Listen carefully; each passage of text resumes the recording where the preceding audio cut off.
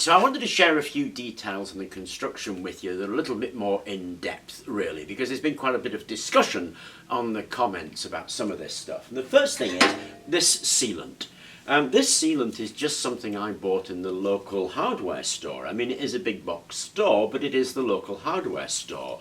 It's a Unibond silicate putty product. It's specialist materials, high temperature, resists up to 1200 degrees centigrade, which is 2200 degrees Fahrenheit. So it's actually relatively amazing stuff. The reason I chose this is because it's on the shelf at the big box store. You can just buy this stuff without any problems, without ordering it. You can go down your store and pick up a couple of tubes of this stuff. Piece of cake. That's why I chose it. It is a nice material to work with, actually. It does set, so it goes kind of hard. And that is a fantastic temperature. Now, there are lots of options, obviously. You can order various kind of fire ropes, and I have thought about using something called gun gum, which is a material that you can buy in an auto factor for repairing exhausts. It comes as a putty or it comes as a tape. And I was thinking of taping up these pipe joints with gun gum, as well as using this material here. But this material here, it wasn't very expensive. I think it was about £5 to £7, something like that. I can't remember because I have a couple of tubes of this lying around and I've had them for a while, so I can't remember. But it's really easy to get hold of it. Now, as I say, I am not a welder, but I can share my experiences with welding with you. This is actually made of a combination of materials. The barrel, remember, is stainless steel. The rest of this, it's bright and shiny because I took the trouble to clean it. And it is just mild steel. So I'm using 2 welding rods on this. The steel to steel I'm welding with a 6013 rod.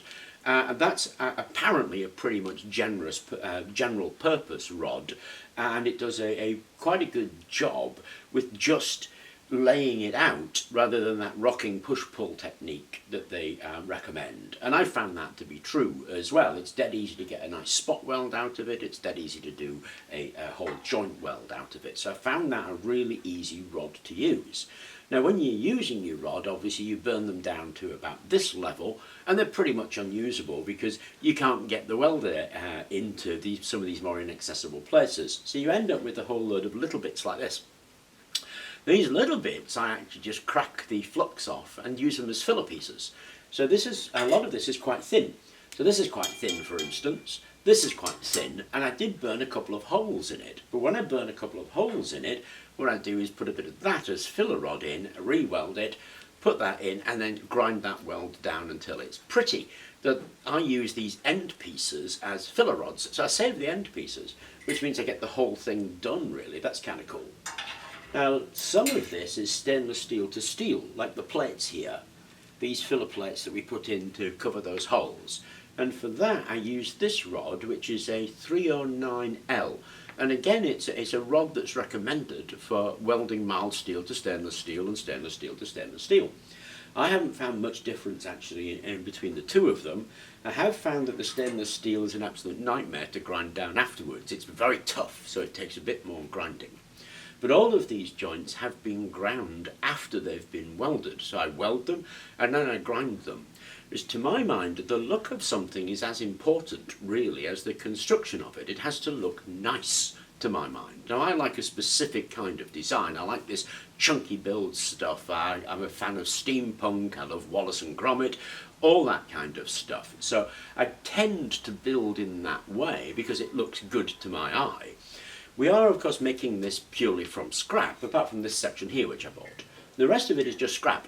Now, you don't find scrap as you find it in a supermarket. You don't go into the scrap yard and pick exactly what you want. You have what you have, and you have to work with it.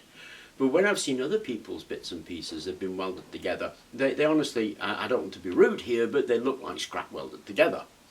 And that's because that extra little bit of trouble of cleaning it actually takes hours. So I spent 2 days grinding these welds and cleaning this, which is a lot of work, but easy work. I mean, you're talking about a grinder, you're talking about sandpaper, and you're talking about time. That's all it took.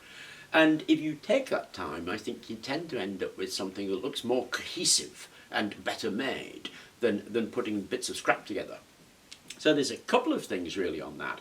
One is there is going to be hiatus while you wait for the bits that you can find. It isn't a supermarket, you can't get all the bits at once. There is a time when you're looking for a bit that may take time. It's kind of like the windmill at the moment. We're doing that wind turbine as well.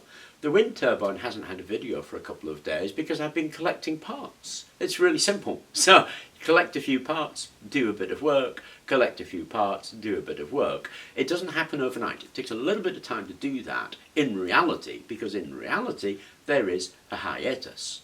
Now, of course, there is the option of waiting until I've got everything and putting it all together in one video and saying, here, there you go, that's how you do it. And I did think about that. But I actually think it's important to get a link between what you're seeing on the screen and what's going to happen for you in reality. When you see something on the screen that happens in an instance, you think that's the way it can work. And I think like that, so I imagine everybody thinks like that, because we're like that. We always think other people think the same that we do. But it isn't like that, obviously. It takes time. And that experience of time passing while you do this stuff, I think is an important experience to have.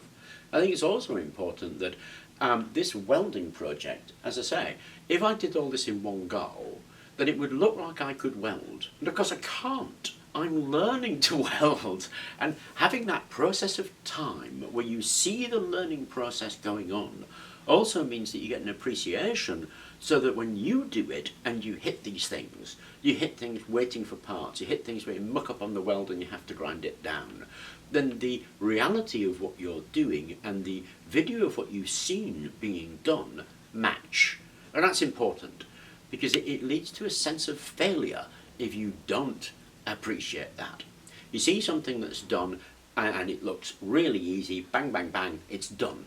You think, oh, I'll give that a go. You give it a go and you find out it's not that easy, and that you do make mistakes and that you do have to wait for things.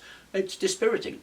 And I think that it's important to see those things so that you don't get dispirited when you hit problems, because there are going to be problems, of course. So when we are doing this stuff together, well, basically watching me learning to weld and put something together is to see how that thing actually works.